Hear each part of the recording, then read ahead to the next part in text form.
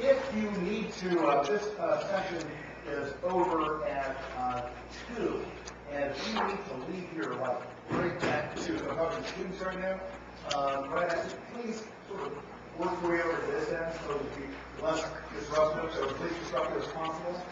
Down the outlet.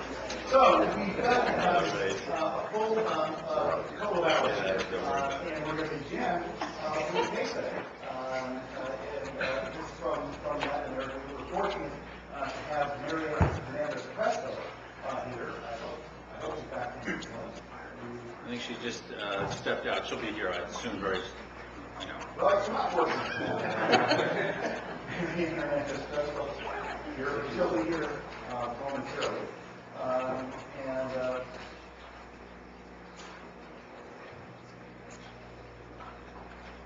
Yeah, this reminds me of those times like on TV when the announcer or the TV broadcaster is like running, and she's just kind of sitting there and waiting for something to happen. There she comes.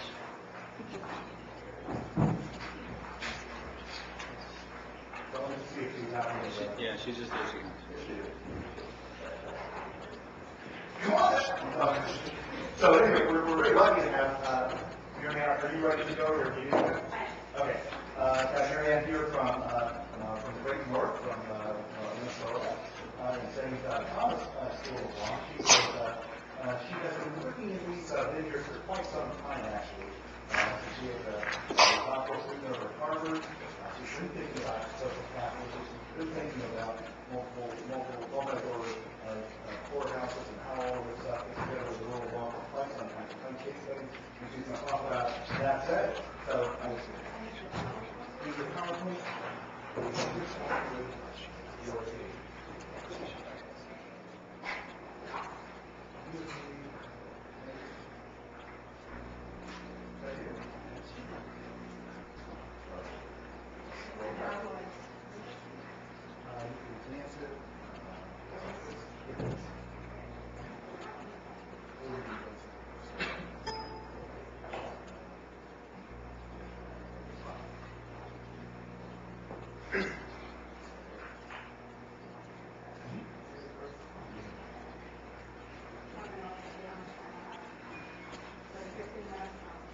Yes, 15. Okay. I would like to tell you a little bit of where I'm coming from, so that you would get a good picture of why Rubio, why ADR, and why multi-door courses. I was a Venezuelan lawyer, and in Latin America, there is like since colonial times, there is this very important thing that was like, yo obedezco, pero no cumplo. I obey the law, but I don't follow it. And in a way, if we think historically, it's because Latin America actually imported all the laws from Spain, mainly Portugal or Brazil. And I would say that that is still ingrained in the Latin American mindset. There's a huge chasm between the law in books and law in reality. If you fly over Latin America, you will see that the immense majority, as one of the speakers pointed out this morning, live outside the system. They are literally invisible. They mentioned this morning that they don't have an ID, they live in houses they don't own, and if you really look at a map, geographically, the areas where they live are just mountains. They are not even recorded as neighborhoods. So they are really literally invisible. In these communities, in many of them, the police doesn't even go in. And as you may imagine, they actually come down from the barrios or favelas to the formal system to work. Some of them work in very low-income jobs, and some others actually work in what has been called the informal sector, that is sectors that are pretty much also invisible, like selling stuff on the street, or a lot of jobs that are not part of the formal economy. So when we're talking about rule of law, in which the majority are actually, I would say, outside the social contract, that is very important. If you ask any of these citizens what the Constitution says or what the rules actually say, they would say which law, which Constitution, are those our laws? Obviously not. So, when thinking about rule of law in the Latin American context, I think that it's very important to try to provide access to justice. A lot of efforts have been directed in this direction, also in trying to help to rebuild the judiciaries. The judiciaries in Latin America are usually called the Cinderella of the three powers of government. But I still think that at this point, much more is needed. I think that in order to really further the rule of law in the region, it's critical to have inclusion. Inclusion as the essential component for development. And then that can lead to rule of law and then stability that is necessary for development.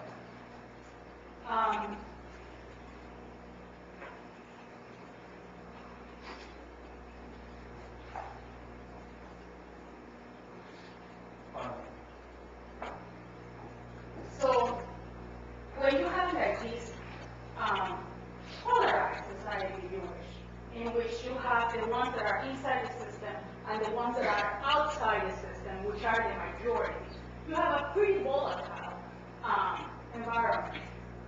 So even though you can have in some countries some democracy, the exclusion of the majorities tends to make any political system pretty unstable.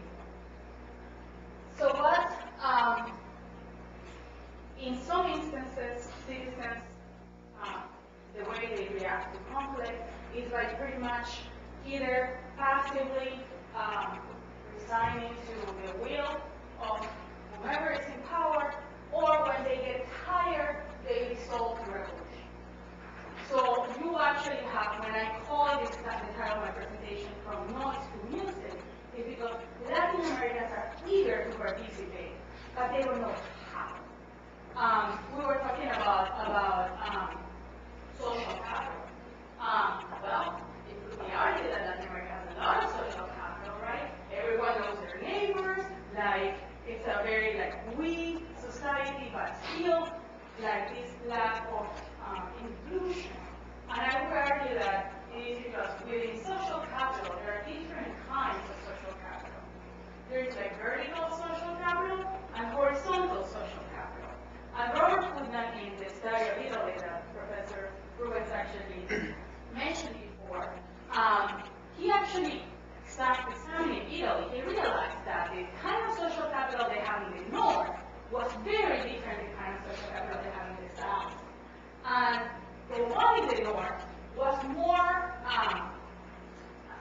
organized social capital that was tending to participatory models, and the one in the south was, and the one in the north is called horizontal social capital, and the one in the north, even though it was more, there was still social capital, it was hierarchical, it was vertical. So the way in which citizens interact was, yes, they were bonding, but they were not necessarily participating. And it is with that that I came through my research to ADR as a key factor in order to move Latin America to a more inclusive society that actually could, in which citizens could be bound by rule of law if they were allowed to have an experience in which they could participate. So the current reality is that because of this cultural exclusion, there are what I call de facto responses. There are riots, immigration, when there is no solution that can be found at home, guerrillas and insurrection, we have to, if I cannot put on with this anymore, I will just take violence approach, drugs and corruptions as a way to advance within the system, and finally, like poverty without hope, in which you have citizens that just live one day after another without hoping to get much out of life. How is what I was saying about vertical social capital, which I think is one of the main challenges to overcome, and I think ADR can help, is the caudillo, what I call the caudillo mindset. There is this idea of the savior that has the solutions for everyone. In each country, you can think about one, pretty much. It's very interesting because even politically speaking, they call the followers of the different caudillos like the istas. So it could be, let's take, for example, I shouldn't take country, but let's say, and if we were talking about Cuba, it would be castristas. If it was about Chile, it would have been Pinochetistas. So you are like defined by the follower of whom you are, rather than an ideology. So when there is this mindset in which like they assume that one person has the solution and everyone follows, there is a lot of potential that is wasted. There is a lack of ownership because ultimately, like the decision or the solution is only the result of the decision of one person. And in a way, it's a little bit like adjudication, right? Like the judge knows a little bit what Professor Ruben was saying earlier. Someone wins, someone loses, and it's the judge the one that knows. So there are other responses to the current problem, and there have been pretty much responses from the international community. The emphasis has been in the promotion of the rule of law, democratic processes, legal reform, procedural reforms, and ADR has been part of it. But I would argue that yet the exclusion mindset remains, and the majority are really not included. So I think that in order to talk about rule of law and ADR, we need to talk about it in the context of a culture of exclusion, because that's what's driving the system. So for years, I was studying with Professor Sander the potential of what the multi-door could mean for Latin America.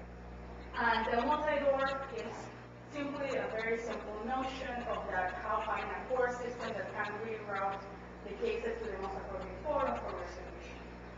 I particularly think that that concept, if implemented with the purpose of trying to affect the culture, could have a great potential, because citizens who are given, would be able to develop capacity in three different ways.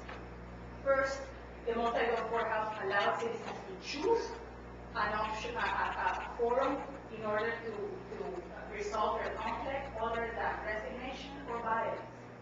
So by exploring this spectrum of options, they would see that it's not as simple as nothing or just take force in your own hands. And then second, it could actually also develop capacity in citizens on having an experience of producing joint gains. So in which they actually realize they can come up with options in which the interests of the parties are met. And third, if people have an experience of dealing with conflict in a way that doesn't entail violence or coercion, that can eventually affect the way they act in the public square, moving rather than from resignation or revolution to having like more participatory ways of resolving their conflict. Obviously, that will also mean that channels need to be created, but at least the capacity will be developed in the citizens.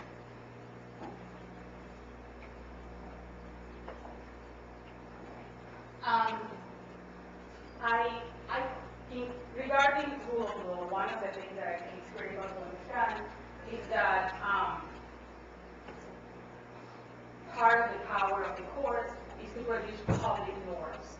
but there are scholars like Susan Stewart who have argued that public norms can also be created in the ADR arena, and that is part of the goal with having ADR within the judiciary as part of the multi-court system, in which like it would not be just the norms created by the judgments, but also by the agreements that the citizens actually produce.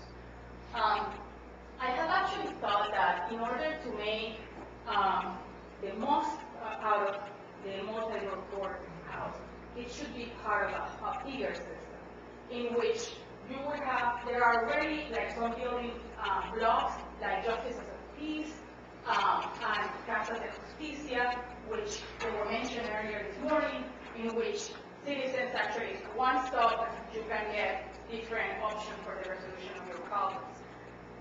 The main concern I have about that is that Casas de Justicia, in order to not further marginalized practices, should be expanded to the middle and upper classes, to the formal system in Latin America, so that they are not perceived as the houses for the poor man. That would make visible the invisible, and at the same time, the system would be influenced by these marginalized practices that could actually be very enriching for the country. In addition, the Casas de Justicia are currently not connected, or justices of peace. There have to be links between these institutions, so that they could be, for example, like national committees of justices of peace and national committees of Casas de Justicia, in which the information could flow and best practices could be exchanged. But there is a next level that is necessary, and it's that justices of peace usually are community leaders that don't have like necessarily an India background. It's necessary to develop capacity on them, but it's also important to have the next level, which I would call regional ombuds offices. That is the part that doesn't exist. The rest of the institutions are already in place in Latin America, but the regional ombuds offices could actually help the justices of peace and the Casas de Justicia to get the systemic data and analyze the root causes in order to diagnose systemically what are some of the issues that are patterns that needs to be resolved in a more systemic way.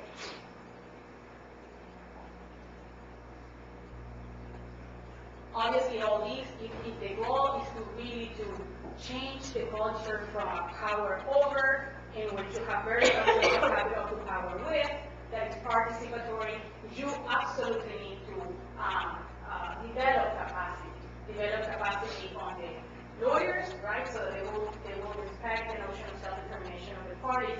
The mediators, the justices of peace is key to get them some training, and the ombudsman. As any system, we will have some limitations. Dealing with change would be one, and confronting colors of implementation would be another. But the reason why I argue that we need to take it to the next level of cultural transformation is because the system that produced these exclusions was created by the people that are still going to be playing in the institutions that are not fixed. And the way to change the culture is only with another experience that demonstrates that some of the previous assumptions do not fall true anymore. So it's by changing the mindset of the stakeholders and having a more inclusive society that we can actually start reaching the gap between knowing books and knowing action. We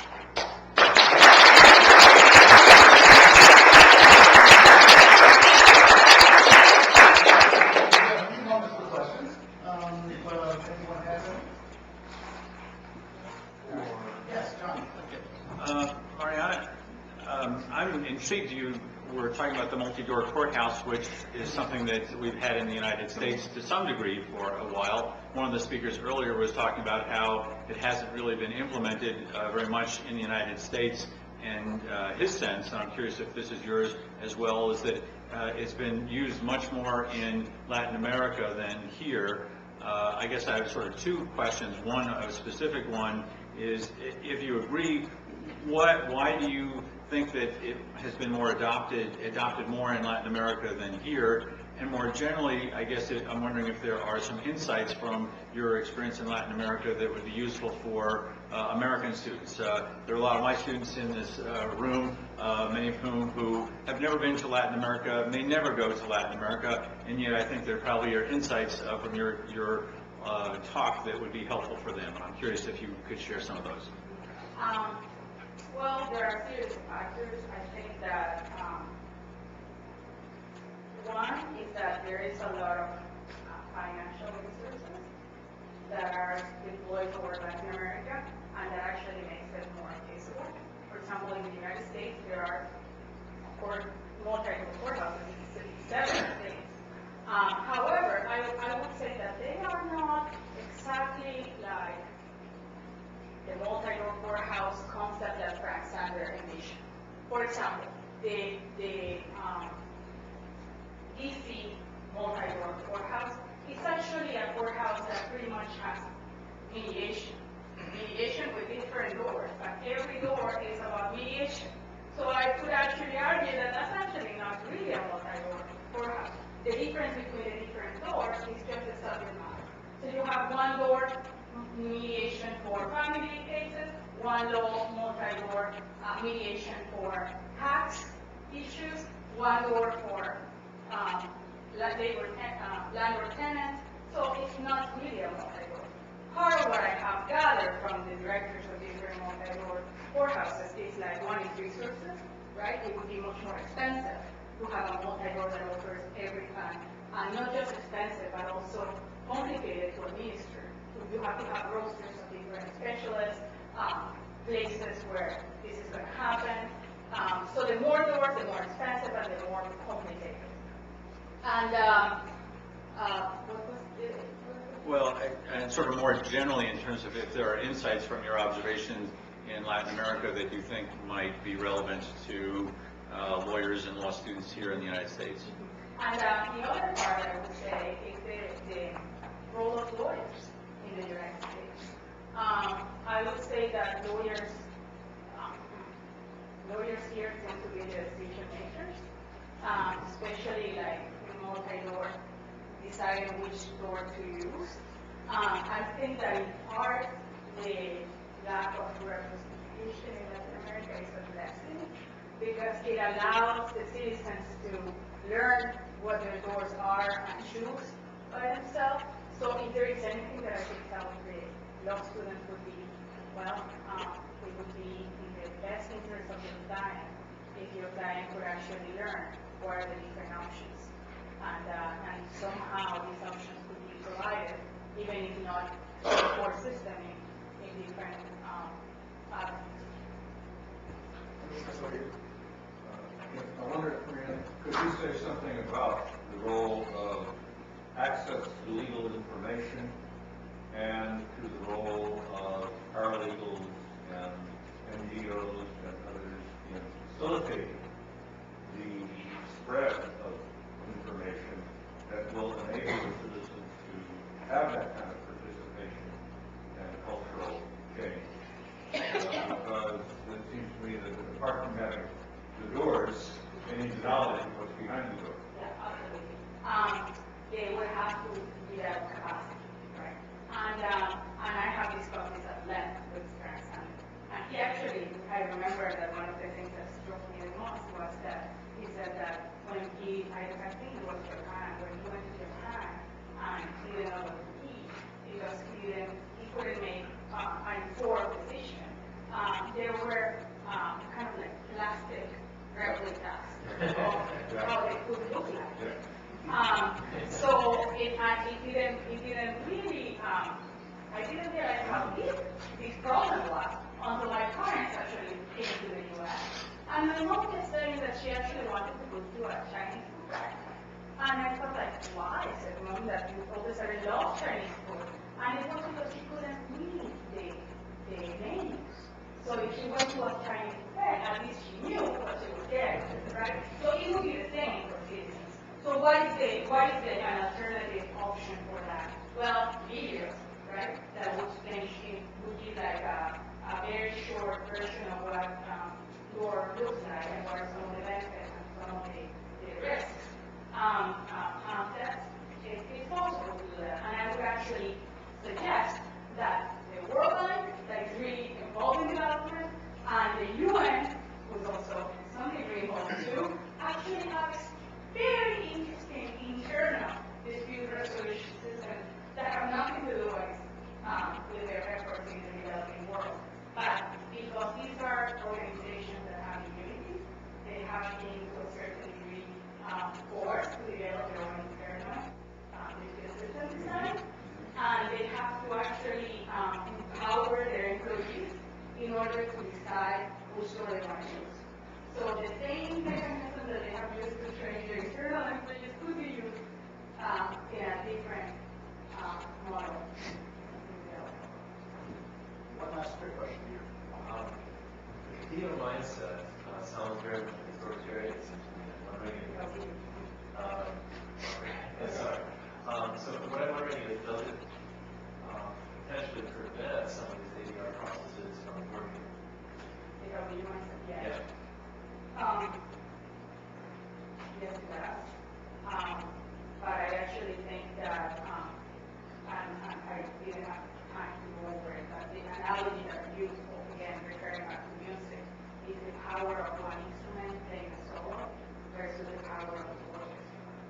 Like, I really think that we have an experience, like, the world hasn't seen yet the power of Latin America playing as an orchestra. And just to go back to the mindset and how it could be prevented, I would suggest that there is nothing more empowering to a citizen than having a judge tell the citizen that they actually are in the best position to solve their own problem. So that's why I think it should be a courthouse. In some countries it has been developed as Argentina at a certain point had it in the hands of the ADA outside the court system. So I thought, it's a multi-door house. It lost its court part of it. And that was not empowering, precisely because it has to be the authority pretty much given it to the citizens. Sure. Thank you very much. Okay. Does everybody hear me? I just wanted to say hello and to say a peaceful Shabbat from Tel Aviv, Israel. I'm really excited about this symposium and enjoy watching it. And part of the reason is that I really perceive the connection between ADR and the rule of law to be very important to a larger research project, a more theoretical project that I'm doing that tries to connect together alternative movements in law, both ADR, transitional justice, restorative justice, what is called today therapeutic jurisprudence, for me are all movements that are related together, and they all try, in some sense, to overcome what I perceive as the critique of the rule of law. So, in other ways, what I'm trying to argue here is that ADR and the rule of law are connected not only in the sense of promoting or not promoting some tenets of the rule of law, and I'll try to speak about this as well, but the being of this movement and of another movement that I want to describe here, the transitional justice movement, are related to the effort to overcome the critique of the rule of law. And I will try to go over with you and to list the principles that I find underlying alternative movements in law, and to show how each principle actually tries to overcome a certain critique of the rule of law. So ADR will be presented together with transitional justice as offering a written abstracted notion of the rule of law. So having said that, I will try with a sequence that begins with suggesting the larger argument, then going through the tenets of the idea of the rule of law from a jurisprudential angle, trying to put some order in this notion and differentiate between four principles of the rule of law, and then going to my main argument with the idea that alternative movements in law overcome the critique of the rule of law in particular ways that we find repeating themselves in different alternatives. So the ideal movement is usually considered as an initiative focused on efficiency and private ordering. During the 80s, a broad academic debate was developing around the clash between public values and settlement-driven solutions promoted by ADR proponents. Many scholars have perceived the ADR goal or consequence as the privatization of justice, and some of them have dreaded the post-institutionalized legal universe, ADR, which we are now. In contrast to these critical views, some scholars in recent writing have emphasized the public aspect of ADR and have pointed to its transformative potential in terms of moral values, and public good. My talk addresses the role of ADR in promoting the rule of law and exemplifies this role through reference to another alternative movement in law, the transitional justice movement. This movement represents a systematic response to widespread human rights violations and is usually used in relation to democracies in transition that strive to implement the rule of law. From a first impression, the movement of ADR and transitional justice seem like unrelated and representing opposite initiatives focused on the private and the public spheres respectively. A deeper look suggests a complementary framing or contemporary framing of mediation and ADR as transitional justice, and calls for an inspection of the common principles of these two movements as alternatives.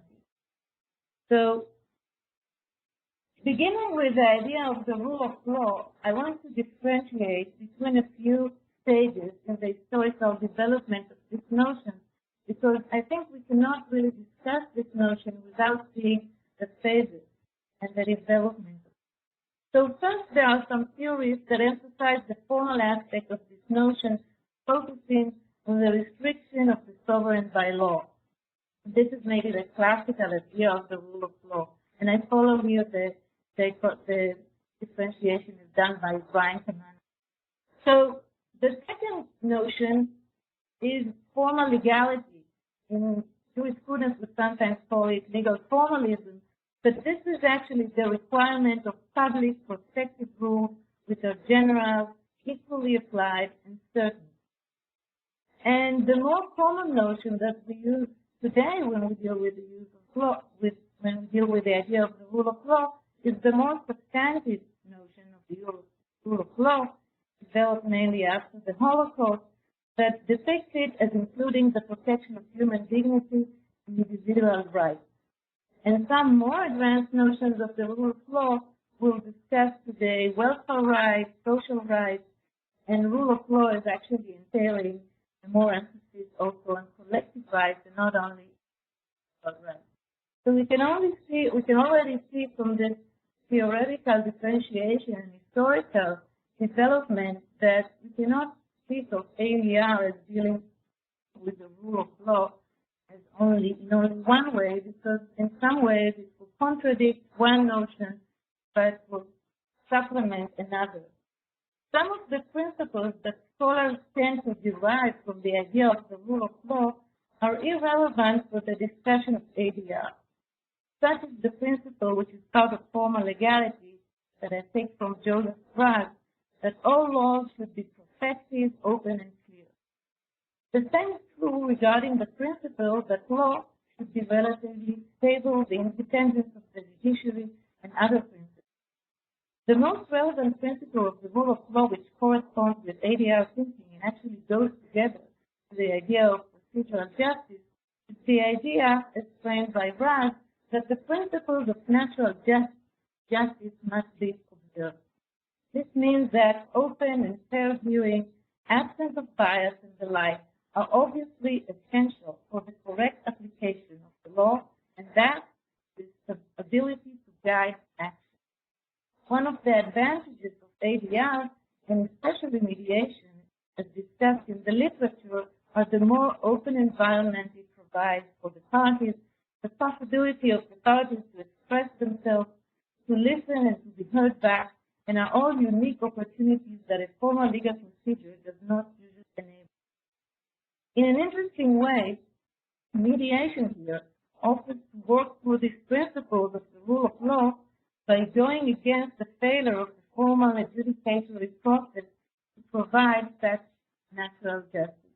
So we already find here the critique of the rule of law that is within ADR, which overcomes it. Another principle that we find relevant for ADR within the rule of law is the idea that there is a government of law and not men.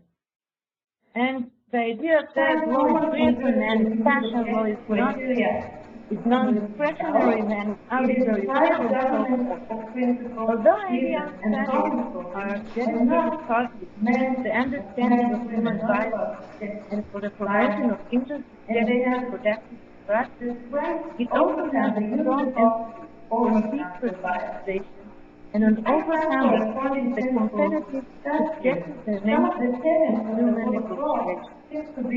Within executive negotiation, we try to separate the people from the problem, to find common interests and use objective criteria to sort out. It is a private government of principle, reason, and problem solving, and not men and women, not about subjective bias. And they have the strength to overcome, they use the bias to overcome the bias. Despite some corresponding principles discussed here, some of the tenets of the rule of law seem to be at odds with ADR discussion, and others sometimes having no relationship at all. In initial response to the formal idea of the rule of law might suggest that including parties to negotiation, mediation, and even arbitration goes against the principles of the rule of law. People decide to agreement and not law. This is when we speak about the formal idea of law. Another argument can present the movement as a call against the substantive rule of law that developed by enactment of the Supreme Court during the 70s, and as a return to a more formalistic notion, a focus on sorting out between a strict separation between the private market and the public law, and more emphasis on choice and predictability. Nevertheless, despite some interpretations of ADR as promoting a formal notion of the rule of law, these two notions became linked together due to the other more substantive commonalities and strategy and following the role of ADR in transition to democracy, especially the non-Western. And here I come to the main argument that I have left, and I will try to delineate common principles of alternative movement and show how both the ADR and the transition share these principles that are constructed in order to overcome. In terms of processes, so the principles of alternative movement are first process and second constructive oriented intervention, deconstruction and hybridization, search for an underlying hidden layer, acknowledgement of the notions and depersonalization, and community work for empowerment. So I'll try to begin with the process and then, if I don't have enough time, I'll go to the specific. This idea, in terms of process, within the ADR thinking, the idea of process is presented as overcoming the distributive aspect of the bargaining. In terms of of political ideas, it offers deliberation and reasoned elaboration instead of power, arbitrary. The use of force orientation for resolving disputes is as accurate of formal legality, which is the tenet of the rule of law as presented above. This idea, which is called sometimes legal formalism, entails the assumption that judges decide cases through objective, detached deduction, and it was severely challenged and attacked by the legal realism, which was operating in law in the first half of the 20th century. The legal realist critique, which was familiar to the ADR people, was referred to judges' decision-making as indeterminate, subjective, according to some extent, and overall guided by men and women. The ADR movement can be described as taking the decision-making power from the suspicious judges and giving it back to reasonable parties educated by official process. The parties produce private orders presented as more objective, more rational, and the same idea also applies in jurisprudence where the legal rule of law emphasizes process in order to overcome formalism. The transitional justice movement presents the process of transition as capable of implementing the classic rule of law in places where usually only a formal rule of law exists. Transforming a legal regime was always a paradox of legal principle, and much has been written about the transformation of state norms and the tensions of various justice how to create a new regime based upon a rule of law that is considered now as not really a substantive rule. The process of transition, which usually is declared as limited by time and combining different practices, is considered as constructing the new society into this sovereign carry.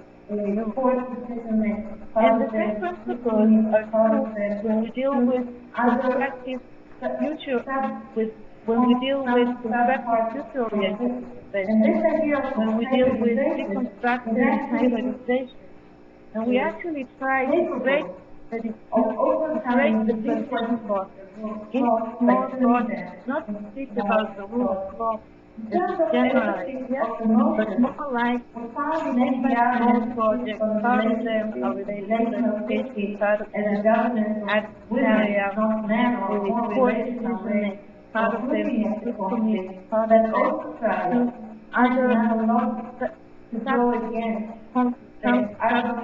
conflicts. And this idea of hybridization is actually capable of overcoming the big questions of law by turning them into in terms of emphasis of emotion, we found in ADR an emphasis on relational thinking as the governance of women, not men, or a more relational way of looking at the conflict that also tries to find another logic to go against the other formalism, more rigid notion that the rule of law is order and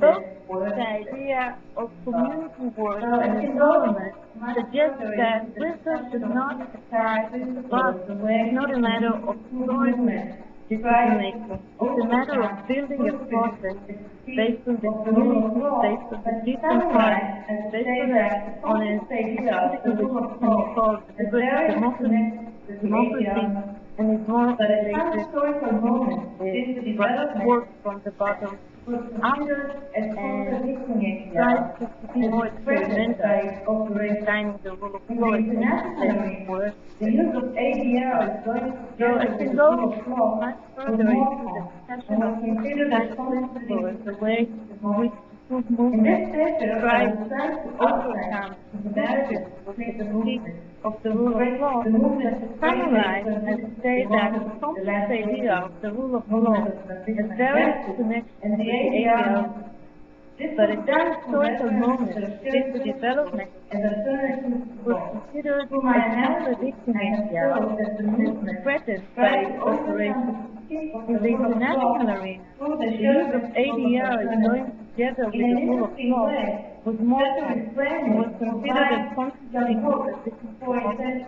in this paper, I will try to outline the similarities between the movement which regulates democracy, the last decade movement of transitional justice, and the ADR movement. This was done through reference to the shared principles as alternative to law.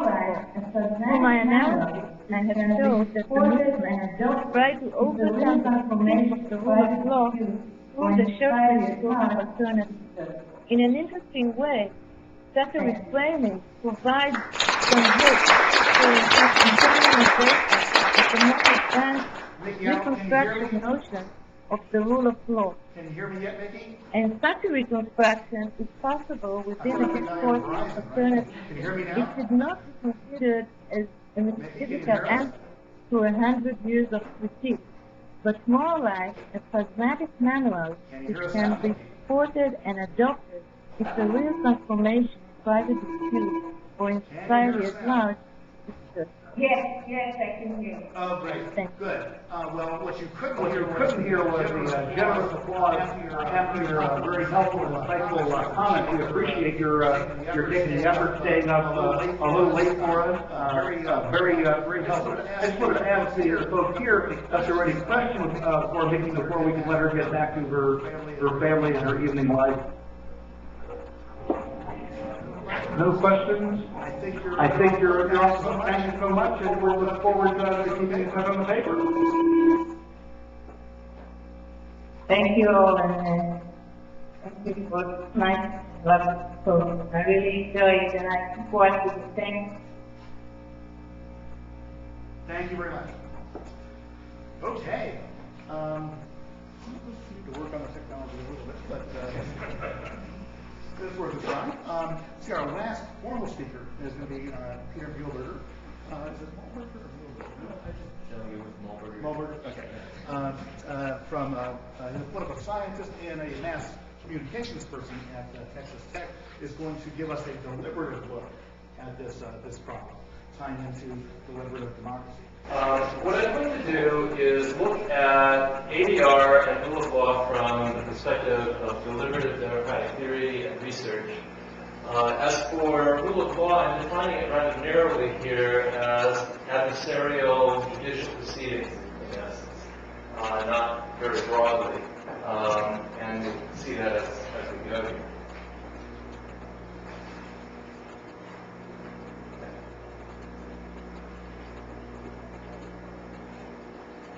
Overview of what I'd like to do. What I'd like to do is fairly narrow, and I'm hoping it still has some interesting implications. One is I'll start by drawing some parallels between the ADR rule of law debate and the deliberative democracy, liberal democracy debate.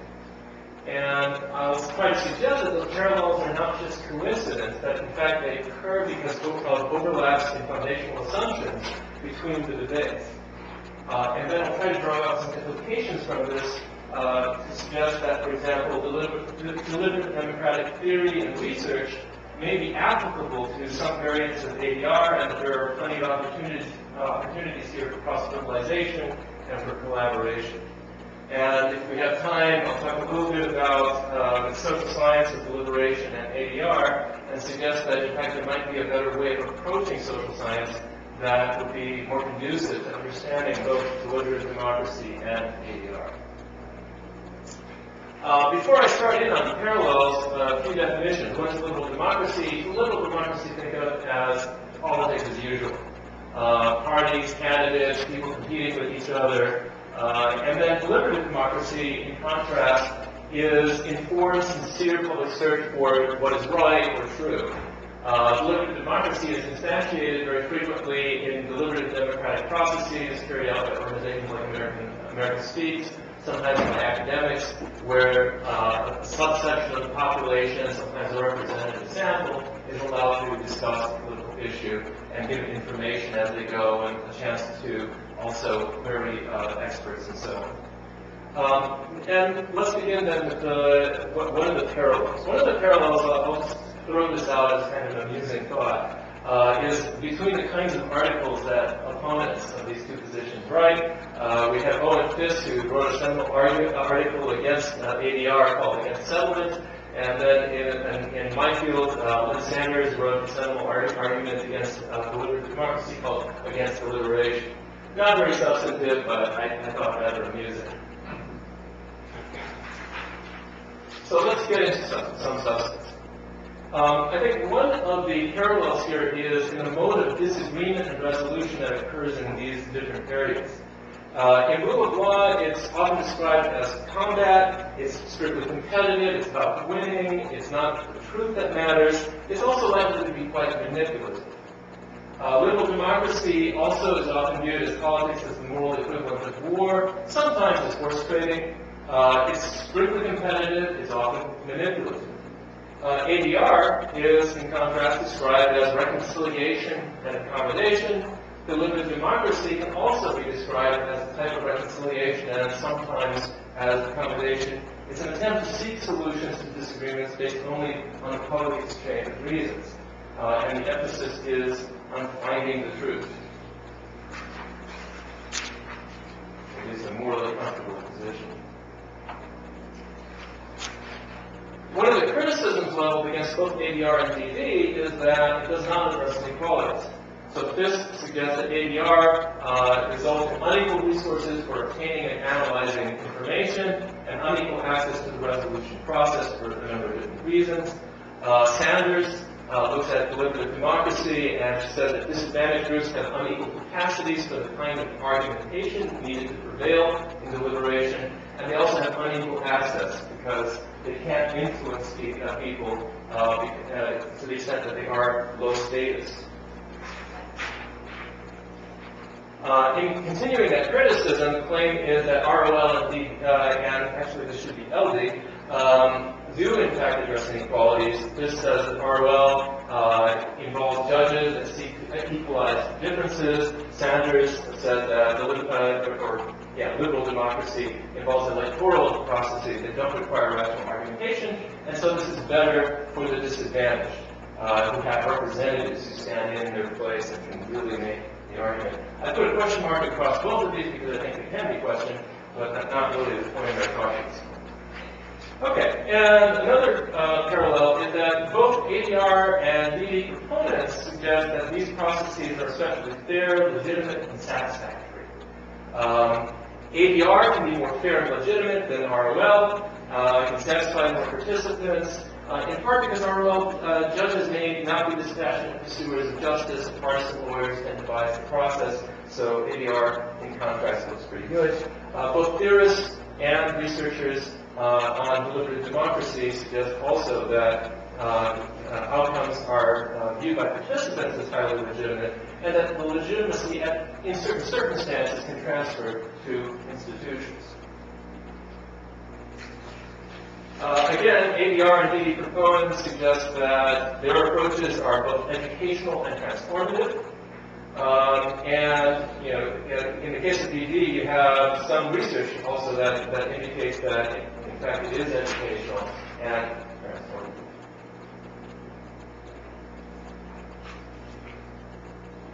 Then, of course, there's the parallels having to do with institutionalization. Both ADR and DD are caught up in the midst of what are considered more authoritative and cumulative processes, and this leads to a number of difficulties for proponents of these positions.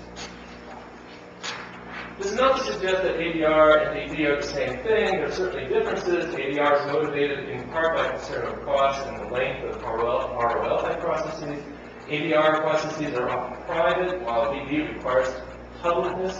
ADR is typically directed at narrow conflicts, while DD is focused on broader public issues, and DD is not typically focused on people who are familiar with or partisan about an issue, whereas ADR does focus on such people, and this suggests to me a possible data opportunity, namely that we could potentially move from that deliberative democracy proponents should be looking at the other kind of participant, the one that has a stake. moving then to the issue of foundational assumptions, I'd like to suggest that the parallels that we see in these two debates is often the product of some underlying fundamental assumptions. And that understanding those assumptions can help us better understand the debate and ADR itself.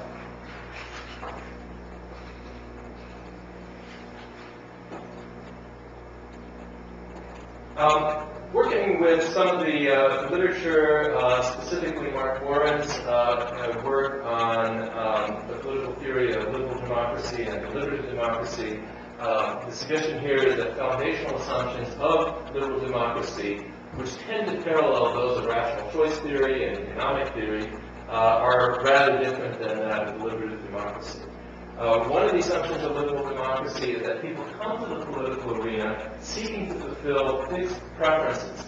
That is, preferences that are determined in some fashion outside of politics, maybe even genetically, if you will. Another assumption is that people are predominantly self-interested, and then the next couple of assumptions here are probably more prominent in rational choice and economic theory, but probably also play a background role in liberal democratic theory, and that is that behavior tends to be instrumental. We're always trying to affect the world rather than express ourselves, and behavior seeks to maximize preferences. If you take all of these points together, I think it leads to the conclusion that politics is primarily combat and horse trading. You go to the political arena and already knowing what you want, and then you just try to go out there and get it by whatever means you can. And those means would tend to be limited to horse trading and combat. This is not to suggest that liberal democracy doesn't allow for a possibility of information exchange and discussion, but information exchange and discussion do have a problem, and that is that they end up being cheap talk. When you're confronted with other participants in the political arena, you can immediately assume that they're trying to manipulate you, and so it becomes very difficult to have a discussion.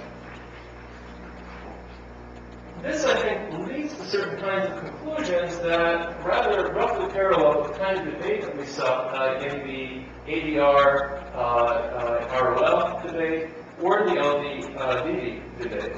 Some of the implications of these foundational assumptions include, number one, that politics cannot be about transformation. It is of limited or no educational value. That inequalities are a serious concern because people are confronted by competitors who are self-interested, goal-driven, manipulative, and that deliberative contests in particular are dangerous because here we have people who may be on the unequal end of the spectrum without even representatives to represent their points of view.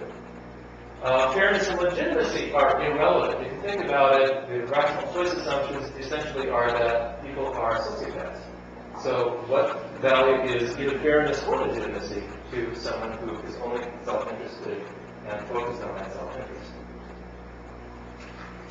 If we turn now to the deliberative democracy foundational assumptions, here are a few. Preferences are endogenous in social processes.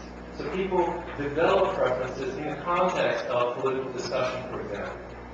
People are predominantly social, not merely self-interested. Behavior can be expressive as well as instrumental. And politics can be about defining the public good, the nature of the community. It can be about identity, not just instrumental. Information and discussion, therefore, are crucial and necessary to doing any of these things that presumably are important.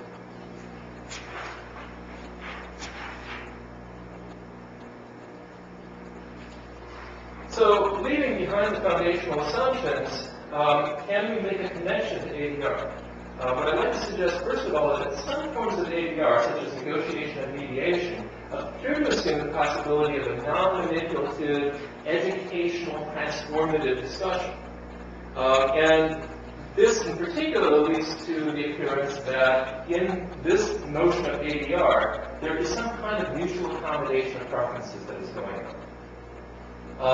Once we have that, the underlying assumptions seem to be very similar to that of deliberative democratic theory.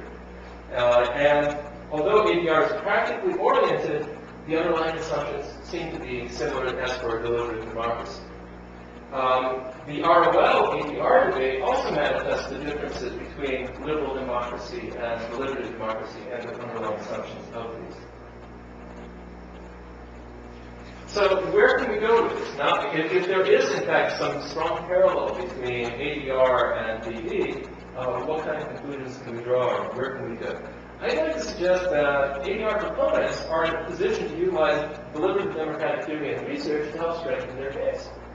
With respect to theory, DD theory analyzes in great depth the necessary conditions for legitimacy and fairness, and so one can take that kind of theory and move it over to ADR and say, okay, what types of ADR, for example, are more legitimate? This might help address the question of the dark side of ADR. And talking with Richard Rubin yesterday, I came to realize that he's done exactly this, taking deliberative theory and applying it to arbitration. Secondly, we can clarify and address some of the hidden assumptions of rule of law proponents. One of the more frustrating experiences of my life has been trying to talk with economists in a public policy school where I taught, and trying to explain deliberative democracy to them. It sort of goes right past them like Teflon, water on Teflon. It just doesn't sink in. And I think partly this is because the fundamental assumptions are different. And if you bring those assumptions out and actually point out that the assumptions can be flawed or problematic, that begins to be a space where the two sides can start to talk. In terms of research, I think deliberative democracy would benefit from generalization to contexts in which participants have strong interests. So I think that there's some research to be done here that deliberative democracy people could do. And ADR may benefit from more rigorous research to demonstrate some key points. So we can take a lot of the deliberative democracy research program and move it over to ADR to see what we find and where we can go. What are some of the key deliberative democracy research items and findings? This includes, for example, that deliberative democracy, particularly online, often leads to appreciable changes in attitudes, that it leads to changes in knowledge, that it leads to high legitimacy, and in some cases transfers that legitimacy to institutions. And it also leads to high social trust. There's also a fledgling literature that I'm sort of involved with, in which deliberative democracy is demonstrated to have some transformative impact, including strengthening community orientation, community-oriented identities, lower levels of manipulation, higher levels of communicative rationality, if you want to term it that way. And then, particularly online, it helps to undermine flawed authoritarian conceptions of government, which makes it more feasible to reach some conclusions. Don't have enough time to go through this, but I do think that there are prospects for a better kind of social science, a kind of social science that more readily accommodates deliberative democracy and ADR, and I have elsewhere started talking about how you build such a social science and what some of its assumptions might be. In conclusion, 4 main points. The debate over ADR and ROL offers many parallels to the debate over DD and liberal democracy. These parallels are rooted, I believe, in deep similarities and foundational assumptions between deliberative democracy and at least some forms of ADR. I believe that ADR proponents can utilize both deliberative democracy theory and research to strengthen their cases, and deliberative democracy people like me would be very interested in studying ADR. And then finally, ADR and DD research would best embrace a social science of agency and its limitations, which I begin to mark out in part today.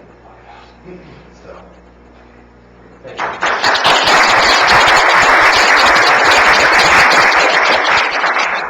Just a few moments, if we can, if anybody has any questions for Peter. I actually do. Can you circle us back up here to your conclusions? Can you circle us back to the rule, actually the slide we were just on, that slide. Circle us back to the rule of law. In other words, to the extent that the debate between ADR and rule of law has some resonance for the liberal democracy and deliberative democracy debate, and ADR and the rule of ADR says we can learn something from deliberative democracy and vice versa. Can you bring us back to what the implications of that are for the rule of law? Well, in which version of rule of law are we talking about? The broad one or the narrow? The narrow one. That's one we were talking about, yeah. The narrow, I think what the implication would be is that you're dealing with an adversarial process there. that doesn't really allow Habermas calls communicated rationality. It doesn't allow for people to sort of come to agreement on preferences, try to figure out what the truth of the matter is, what the right solution is. So I think one of the implications would be that if rule of law would be something you want to apply, where you know that people simply aren't going to come to some kind of communicatively rational conclusion. So if you have opponents, say, business firms, that have very strong and clear opposing interests, and interests that in no one's mind can possibly be reconciled, maybe the rule of law is the solution for that kind of conflict. Although, again, there might be some communicative processes you might try out first, but there are certain kind of conflicts, especially conflicts where people meet that initial definition of liberal democracy, people who are maximizing, self-interested, and so on and so forth, instrumental. If people are like that, then rule of law is what you would apply. People or organization. Any other questions before we get to our comments? Well, I know this is we're in the home stretch here, and we're hoping that this will be more interactive because we're going to play corresponding outside. It is that hour, but we really have some fabulous commenters to bring different perspectives for us. So let's thank Peter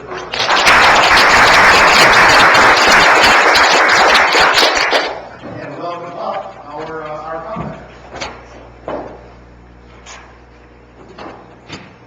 You'll notice that there's a decidedly left coast tilt to this.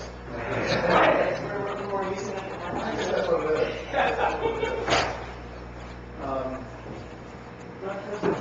Left coast and southern. Three commenters, each from very different perspectives. Stephanie Smith has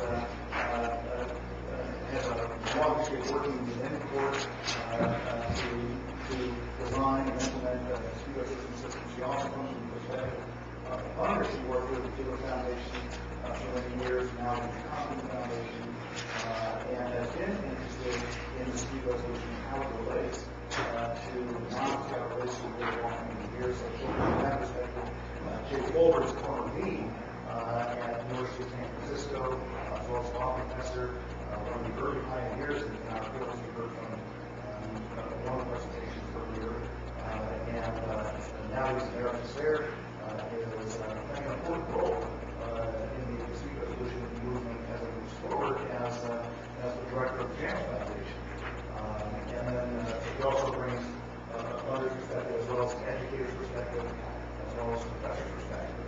And then finally, from the world of practice, Wayne Thorpe, who is the chair this year of the ABA section of dispute resolution, has had an illustrious career with JAM as a mediator, and within the ABA has played an important role on important projects, including the drafting of the revised model standards of conduct for mediators. So he brings a real practitioner perspective. We've got some comment for a few minutes, I'll generate some discussion, and I love the background. Thank you, Richard. First, let me thank you so much for this invitation. It's been a fabulous day. I've learned a lot. I've enjoyed meeting people, and I really do hope this is the beginning of a longer and deeper conversation on these topics. There's so many things I can talk about, so I just have picked a couple of things that I think are themes or trends that we talked about today, and then I want to raise at least a handful of the challenges I think we face in trying to go forward and do better work that's going to be more effective for citizens all over the world. Most of my focus will come from the international side, because that's what I think about a little more these days, but you'll see there's some domestic connection here too. First of all, I think rule of law and ADR are inextricably connected. I'm taking the thick description of rule of law and the thick description of ADR, because I think broadly they are dispute resolution. They are how people resolve problems in a range of options they have: formal, informal, government connected, or private to deal with issues. One trend that I've been pleased to hear today is this tension between top-down and bottom-up. This notion of there's some outside entity or the government going to tell you what to do, or do citizens from the bottom up get to have a say in what they want and what they want. Bottom-up definitely seems to be winning, or it's moving in that direction. Bill and Jim both talked about what I think of as good ADR and rule of law, which is very much respect for local needs. It's certainly a procedural justice conversation. What satisfies people? What do they want? What is working for them? What are they doing now that's not working for them? Outsiders can help. There seems to be less export of the notion of the U.S. model, North American model, which is a good thing. Or either things we can all learn from each other. It's great that there's no one template that folks think is the right one for everyone. Domestically, I think the same thing is happening with deliberative democracy and collaborative governance. I think this is a bottom-up. This is citizens saying, we want more options, we want to have more say, we're not totally satisfied with what's happening. So I think it's really happening in both places, but it's slightly different than us. Then the question comes, what do people want? Well, people want different things. Different things in different places, and the same people may want different things at different times. And therefore, I think the second good trend is multiple options. And this is why Lisa and our colleague Jan and I have been thinking about dispute system design. Those of us who teach DSC. There are multiple options. How do they relate to each other? Both how does government permit or not permit some of these private options to happen, but how do citizens looking at choices think about those options? And the question how they integrate or not within society. So this raises first about a handful of quick challenges I want to mention. The first is, especially internationally, we can start to venerate the local and say the local and traditional are wonderful, and there are many things that are good. But if we're looking to help folks move from a more rights-based regime into international rights and liberal democracy or some elements of that, that can be a problem as long as the traditional systems do not have that degree of respect for women, minority groups, other outgroups that are. And so I think one of the challenges is how does the international community help communities around the world move this rights dimension into their societies in some way that's going to be meaningful and that is going to stay. Looking at transitional justice as an example, coming out of war, there are a lot of complex decisions about to what extent are we going to have a rights-based regime to try war criminals, to what extent are we setting up governments that will have good, hopefully strong rights-based courts, and how does that fit together or not with reconciliation, truth and reconciliation, traditional justice processes. That's where I think you have to have systems approach, because resources are being allocated, people are being trained, others are coming in, and those have to fit together in some way. It also depends what your goals are. You look at the framework. We talked about development as a goal. That was part of the presentation earlier. We talked about justice. When I look at a lot of peace, how to prevent future violence. And depending on where you're coming in on that conversation, we have different views about which of these options are going to be most useful or where to resources. So my second challenge is resources. You got to have money to do this stuff.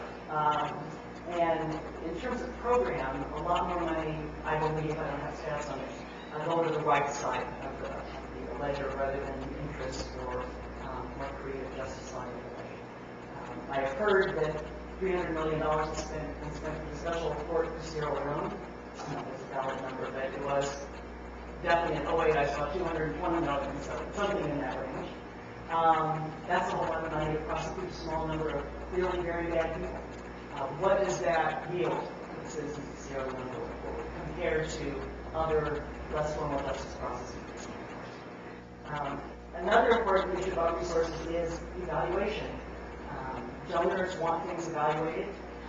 They will tie their future giving of resources to evaluation, and this is a very hard area to evaluate.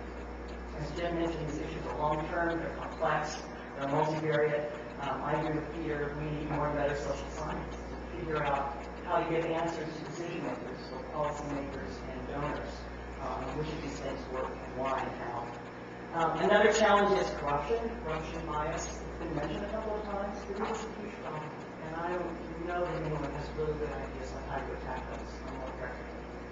Internationally, we talk a lot about corruption issues, but I even say in the U.S. there's some corruption bias issues, depending on how you define those terms, that can be problematic. We're talking about confidence in the current system we have in the U.S. and confidence in, say, Congress, which we all know is at a very low point. And there are some, such as Larry Lessig, who argue that our campaign finance system in this country contributes to that lack of confidence. Even if it's not money in paper bags, because we know it's occasionally in the freezers. The fact that certain interests are pouring large amounts of money into campaigns, especially for the media, that you need to get your message out, and with the Citizens United opinion enabling some of those issues to become even more problematic, I think in this country we need to keep looking at those issues about how do we keep our publics confident that the system, that our rule of law system is working fairly and effectively. And then last, I would raise issues of power dynamics.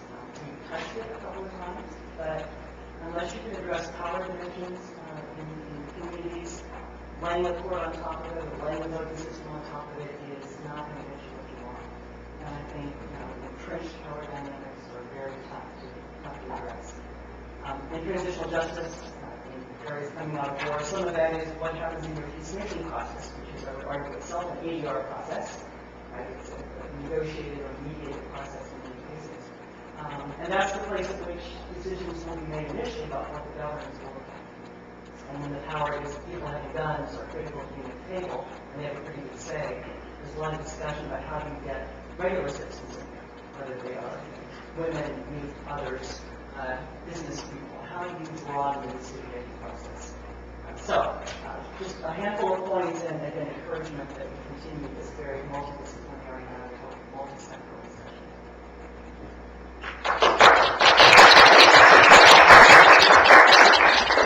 Well, first I have to correct Richard when he said this West Coast under the table here. I'm really from East St. Louis, Illinois, born and raised in the school system.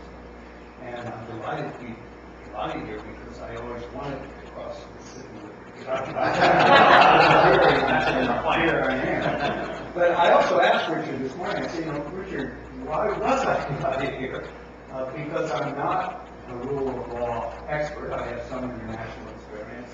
I Davis in the West Bank, a few other places. But it was always to help counsel and try to assist in the establishment of ADR. It wasn't a rule of law. And I came, so I was trying to think, what am I going to do to get here? What kind of comment? So I read the couple of papers that were available to us before in draft form. And I have to say, what I expected based on those was not at all what we got, what we had presented to us.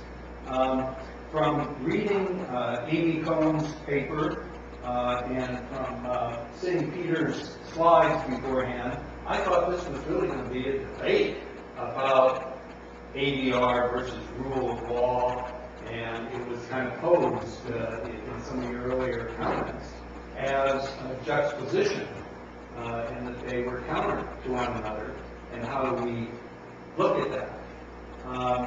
And when Amy made her presentation, I was very flattered to be included as an ADR architect and reformer.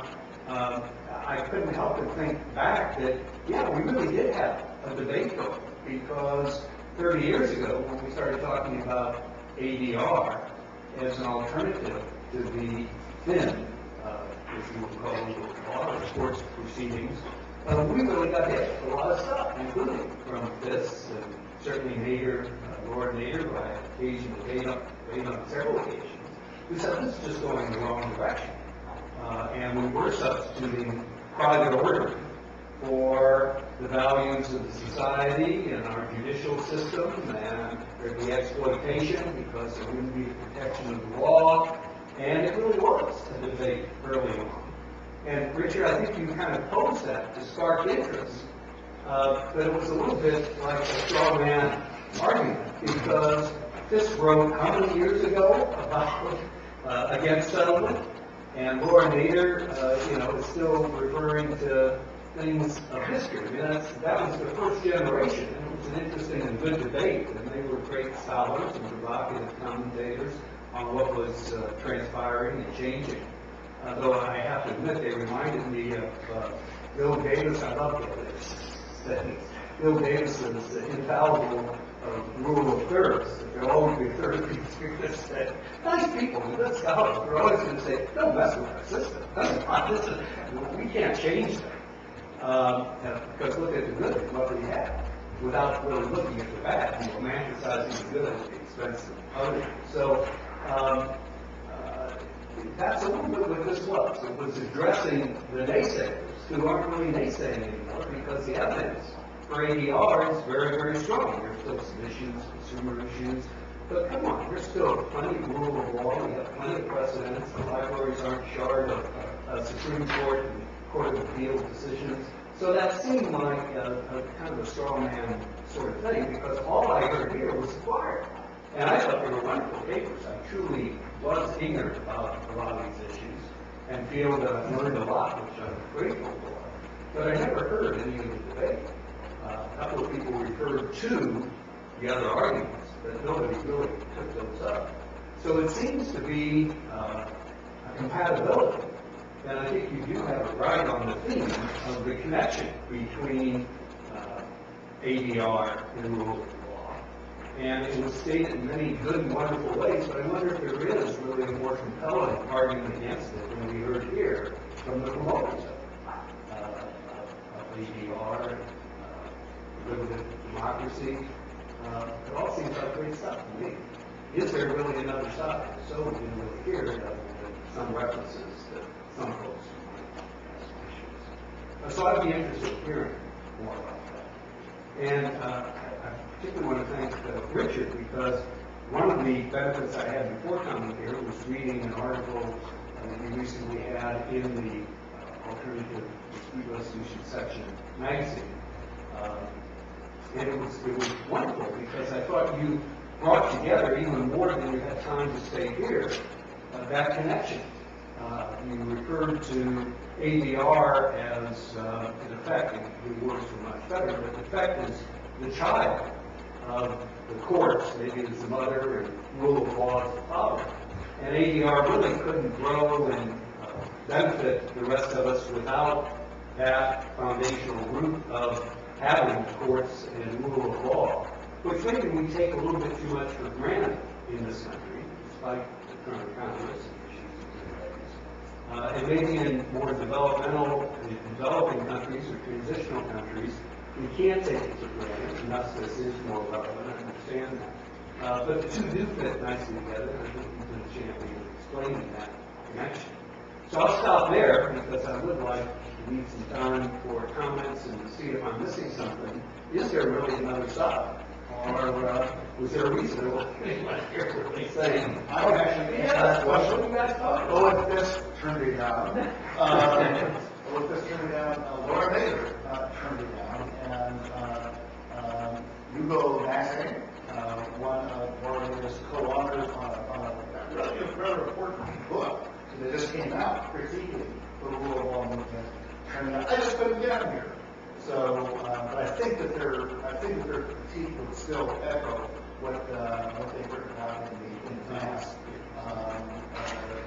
In particular, this was a fairly recent, in the last 2 or 3 years, in which he sort of summarized his views.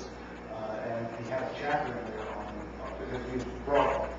He had a chapter in there on settlement, in which he basically said that there's been a lot of progress on this front, but he still adheres to his views. Yeah, so. Relatedly, with respect to liberal democracy, liberty democracy, if you had anyone from the political science department at the university here, they would no doubt strongly defend liberal democracy over liberty democracy, partly because they bought into a very rational choice theory that even economists are beginning to reject. So why we're to bring in some economists from my university, they would be defending the liberty democracy, strangely enough, many of them. I collected a number of different definitions of essential elements and components of the rule of law.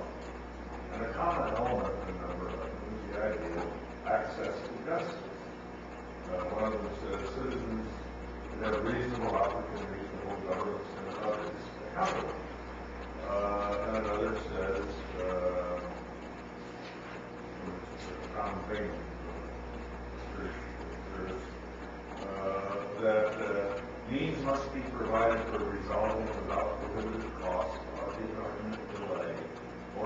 civil disputes which parties themselves are able to resolve.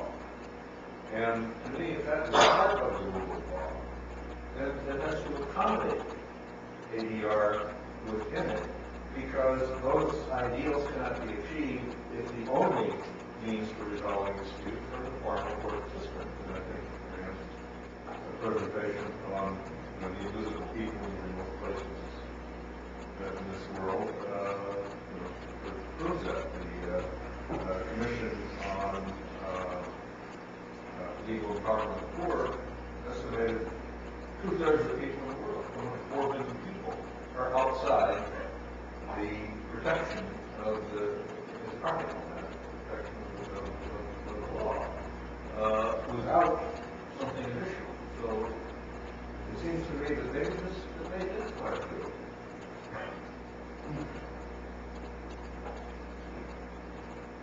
That's it? Yep. It's my time.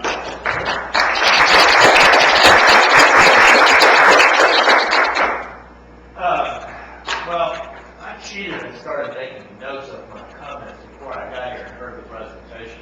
As a result, I have 8 single-space, heavily interlineated pages to talk from. I'm told my bus is coming at 3:30, so I'm going to just kind of cut to the chase on a couple more important points. I'm here because I'm the chairman of the ABA section of the dispute resolution, and I want to just mention 1 or 2 things about it as context for what I want to talk about for a second or two. It's the world's largest dispute resolution, organization of dispute resolution professionals, 18,000 members. We pledged that a little bit because we have a couple or 3 Austin members, but quite a number of hard-working professionals.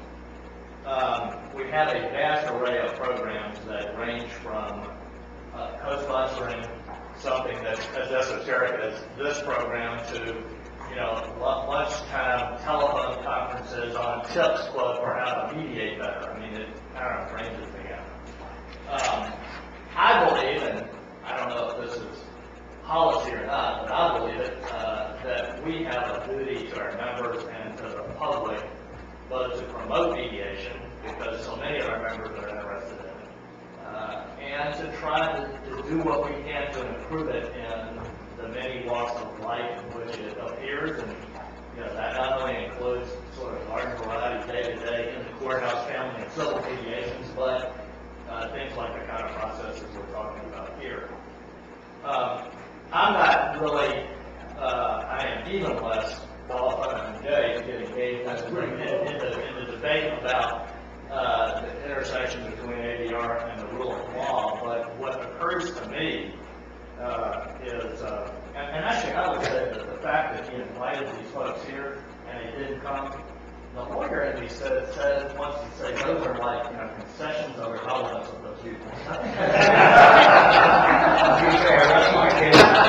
My golly, he invited them, they didn't come, who's here to defend that person? We want to avoid default. I said for a third of the people in the room, I said half of this at lunch anyway. But it seems to me that there's kind of an interesting question to ask that folds in almost everything anybody said all day long. There's a lot of talk about how do you look at ADR and the rule of law in developing countries. A lot of talk on the part of Richard and Rebecca and Lisa on certain kinds of systems in this country. What if you kind of step back from it and say, if we were designing a system of government intended to promote the rule of law in a developing country, how would we look at our legislative and administrative processes? I look at them this way, and it tees up kind of the interesting question to me that I want to leave with you. I look at it as radicalized partisanship driving the train on almost all issues that matter anymore. I don't see much deference to reason. I don't see much deference to consensus. I don't see much deference to principle. I don't see anybody concerned at all about whether the constituents trust the outcome, and the constituents don't trust the outcome. And that is not the system that anybody would invent, I don't think. if we were inventing it from the ground up. And it's a form of radical partisanship that I think is new and different and more pernicious than it's been in this country for a long time. I mean, I read a lot of political history, and I know that Jefferson and Adams had it out 250 or 225 years ago, and they were pretty ugly to one another. But there are things that happen these days on an institutional level that just seem to me to be worse. We read in the New York Times almost every day about the money that's going into the state house races in western Pennsylvania with a goal towards electing people to the state house so they can gerrymander the congressional districts to eventually control that congressional district. To do what? To engage in reasoned and technically correct lawmaking? Not really. Not really. And so there is a level of partisanship that's, to my eye at least, as more than a casual observer of the political process at least, worse than it has been, at least in my lifetime.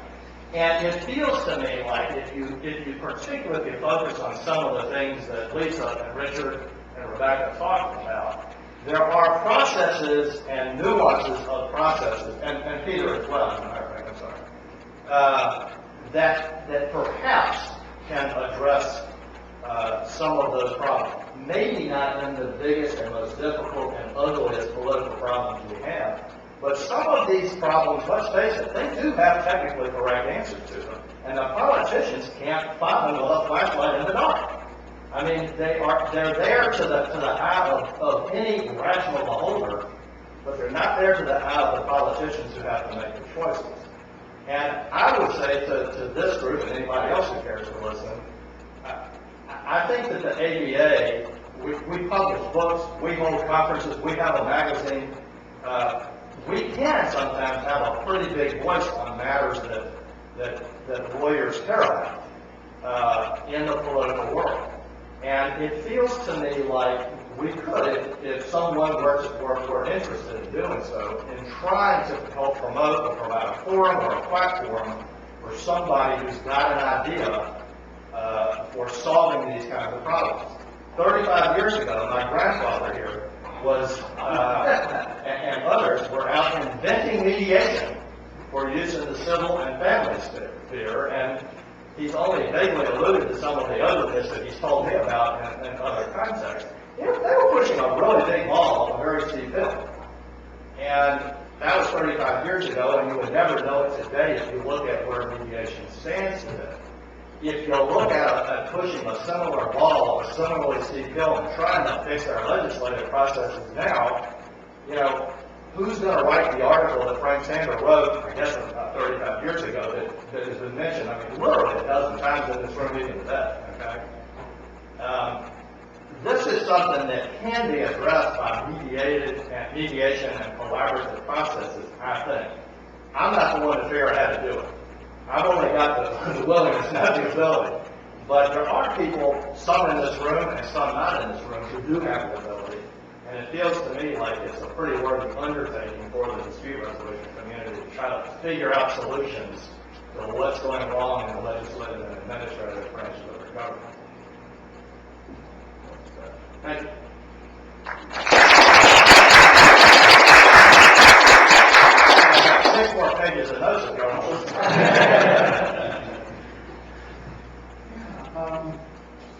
Yeah. I was just wondering if maybe Wayne's comments partially addressed Jay's, in that perhaps there isn't a hostile debate anymore between rule of law and ADR, but is there acknowledgement that ADR can contribute in a positive, good way towards the rule of law? So maybe Fifth and Nader's arguments that ADR shouldn't be used at all because of bad ramifications for political processes, if those are less severe, is there yet a positive argument for ADR contributing to rule of law, which I think is what we saw here today, so many elements of that, whether it's through deliberative democracy or engaging Venezuelans in the political process, where a multifaceted system could actually create a better set of options for people politically and in resolving disputes outside of the political process. Just a comment. I can just draw on a little bit of my limited experience. When I have, again, thanks to Bill and others, I had the chance to be in some of the developing countries where my limited focus was on helping to establish ADR programs. And there was some discussion of the fact that ADR was necessary because of either the high degree of corruption, the low level of credibility of the courts, the need to build democratic institutions. But in the meantime, people were quite desperate, whether they be business people or those working with families. They're quite desperate to have something that worked and to stabilize the economy, to stabilize the democratic process to some extent. I mean, they needed peace and a way to do business and a way to get on with disintegrating families. And so I think that, at least I have the feeling, without a lot of empirical proof, that ADR was there as an aid, or what we were trying to do was provide an aid for a larger and more fundamental change to be instituted. And eventually there were concerns about whether ADR would work, because what happens when you do reach a contractual agreement and you can't get enforced in the courts because you're back into a corrupt system where there isn't credibility, and so is this really going to work? And yet people wanted to try it in the interim, hoping that the bigger change would come about and grand institutions could be developed. But they truly were connected. They did seem to go hand in hand. And eventually, the long-term survival of the ADR modes would be dependent on having a rule of law, because it can't exist indefinitely without that. And yet, it was there to help in the interim. So I see it truly connected, and I think I'm just restating what others have said more eloquently today. But I think they do go hand in hand, and one does help the other.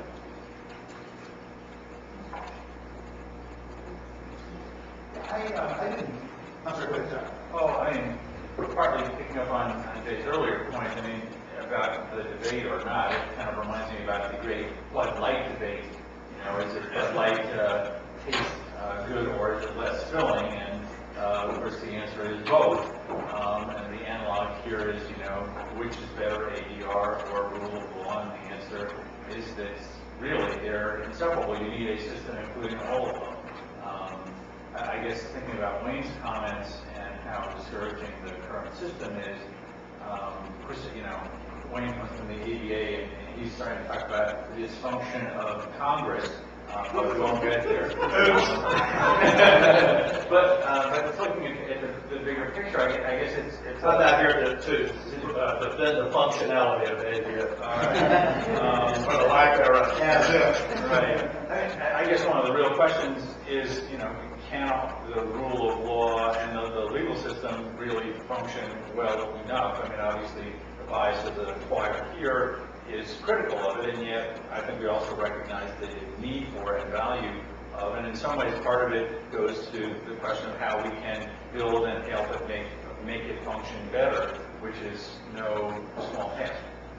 Yeah, let me kind of build on that, if I may. I didn't mean to suggest a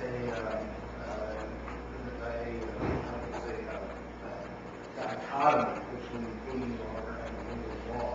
I agree that was a debate of yesteryear.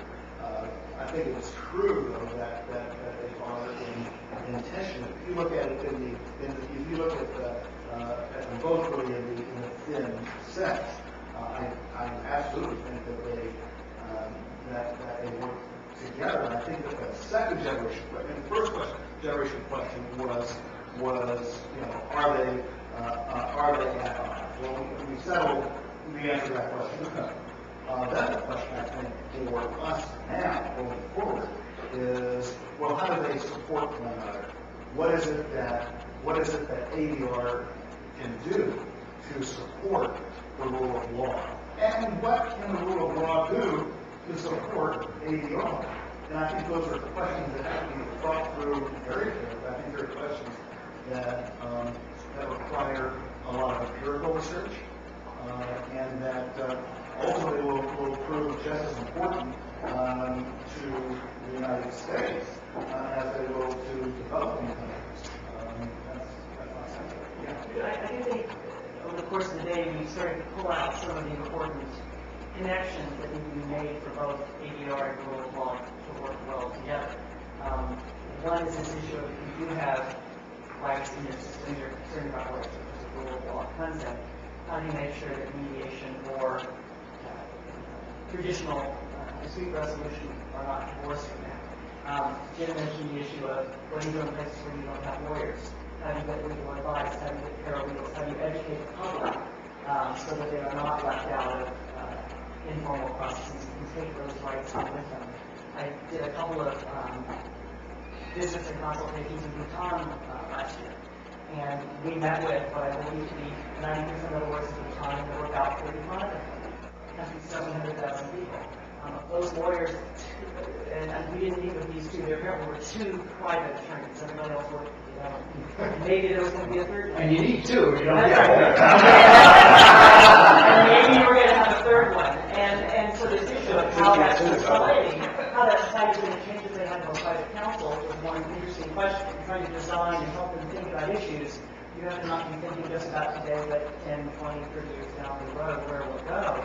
But also what do you do in the meantime? How do you educate people about these new rights? And, the country has signed on to various treaties protecting the rights of the child and rights of women and other things. How do you take that information? How do you take that and get that out to people? Especially when people are very, very far away from courts. And there are traditional dispute resolution processes, which I don't know, are we calling this ADR? I mean, it is, well, ADR is always a problem. Alternative to what? Only because we're such a heavily proceduralized, court-oriented system, we think all this other stuff is alternative. And when I have to speak with my neighbor, I do not run a court, right? I don't do that as ADR. That's negotiation or working out. So there's this funny thing we do in the U.S. about ADR and rule of law that does not make sense, I think, for lots of parts of the world. But let me also give an example where in the U.S. I think that language didn't happen. Karen Michelmeta, I actually asked her for a citation for this book we're working on. It hasn't been published, but she did a study for a dispute resolution program in Southern California, in which you have non-law trained mediators, as is very common in mediation and is very strongly fought for by many mediators. And there was at least apparently one example, landlord-tenant, where the tenant ended up agreeing to something that was much less than what the tenant could have gotten in court.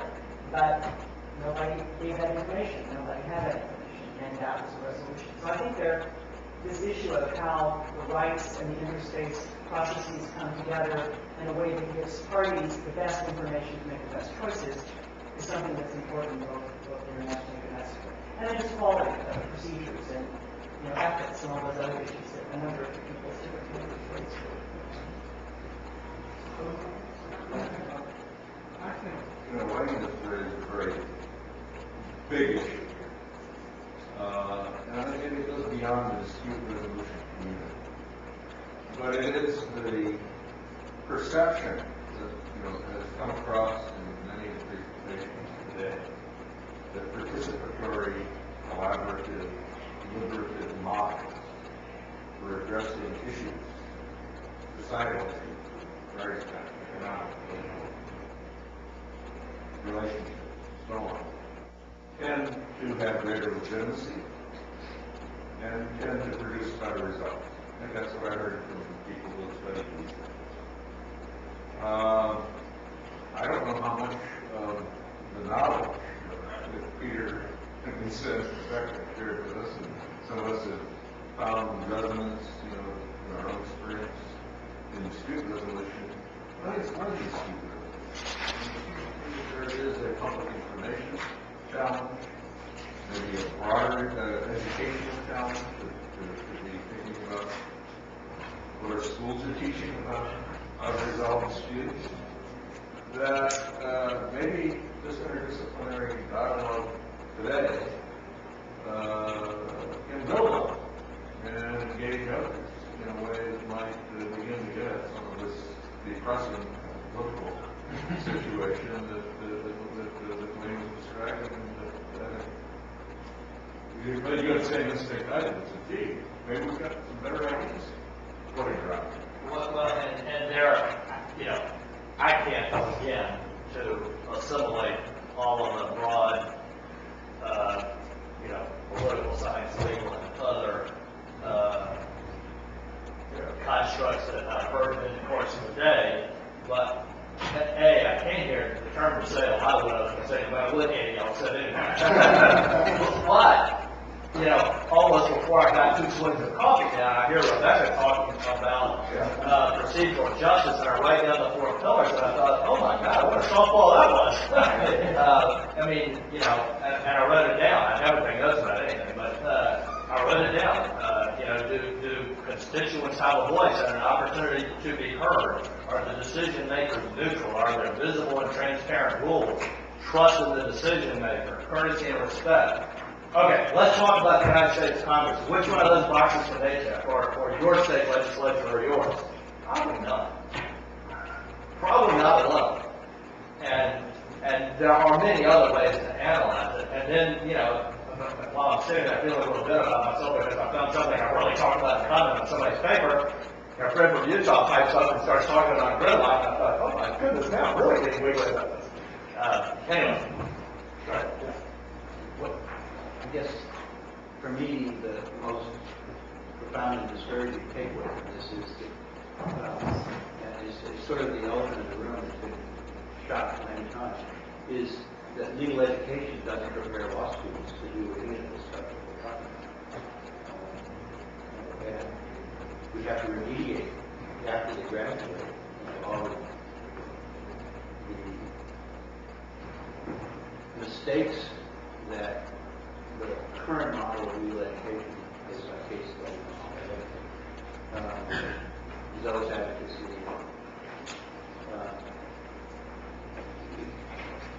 In order for us to do this, I think we need to have a fundamental review of legal education reforms. You'll be pleased to know that my colleague John Landy is literally co-chairing a task force, the ADA section of the dispute resolution that is looking at that issue. So, which Mariana is this is a task force of the Law Schools Committee, of which Mariana is a co-chair. So my only question is, have you brought in other stakeholders, like the litigation section and a few other sections as part of this conversation? We're starting. Yeah, Lisa, you have a comment? Well, just reassociating, responding to what various things I'm hearing, and again, apologies for the sleep deprivation, I'm just trying to focus on here. But we actually do have a generational shift going on. This is in response to the comment about the schools and educating kids on mediation. We're getting through mediation in the schools.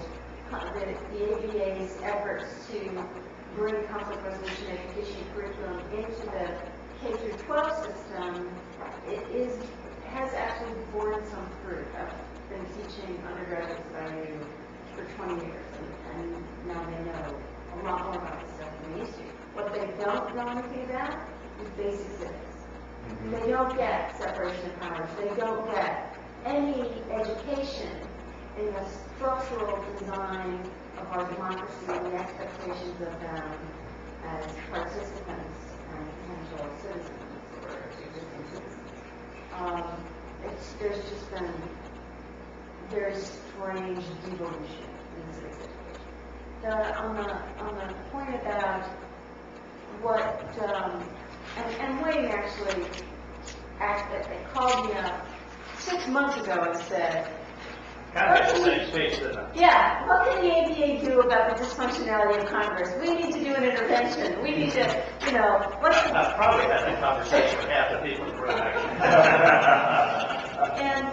And the only thing that comes to mind was this summer's series of town hall meetings around the health care plan and the various congressmen. And of course, they did not consult with professionals on how they set up these town hall meetings. So there was this very rich and vibrant discussion on the listserv of the National Coalition for Dialogue and Deliberation about how come nobody asks us? You know, I mean, this is just, we finally have this opportunity to have people have an opportunity for direct constituent voice with their electeds, and they screw it up and give it all a bad name. You know? And so maybe we can't do a direct intervention with Congress, but maybe we could provide them with certain support systems for the next time they want it, if ever you can convince any of these people who live through these town hall meetings to do it again. I would propose that if you start with the words town hall and internet, some smart person like you, and give them a month or two to think about it, to find a solution to something. Oh, yes. I mean, it's a mechanism for at least creating some form of real and lots of perceived participation by constituents who want to pay attention. Somehow, some way. There are only 2 or 3 words there. I realize there's a couple of details to fill in there, Yeah, to me, continued is a good way to end. I've got just a couple of comments today. I think that this has been a really, really rich discussion. And I really thank all of you who have traveled to make it possible. David Winters is here as a student coordinator who's coordinating all the students. I want to thank him because they did a lot of work. That you all, some of you felt. I want to thank John for playing chauffeur.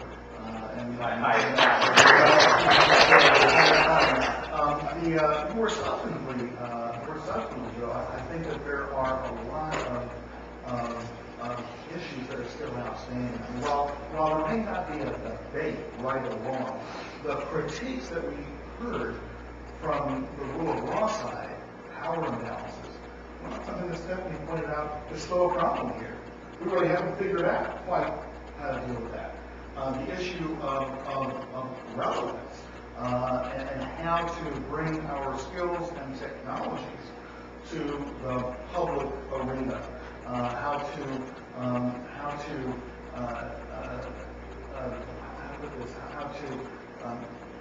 be a part of public policy dialogue, how to be a part of effectively rule of law initiatives. I think that there's a lot of work, a lot of room for work, a lot of room for discussion. We've got some inkling as to answers, procedural justice, but how that really plays out, we don't know. And to me, I see an enormous potential there for research, for research, for practice, for being able to actually make the world. I mean, I don't want to sound too idealistic. Maybe a little bit of a better one because we manage conflict in a way that is better than just the rule of law by itself can do. So in that spirit, I want to invite us all to be thinking of ways that we might be able to keep this discussion going. I don't have all the answers in terms of how to do that, but I certainly have the energy and the interest to help keep it going. And so let's think about that, and and then take a little bit of time now to take a little bit of a break, and we'll see you all soon. Thank you all so much for coming.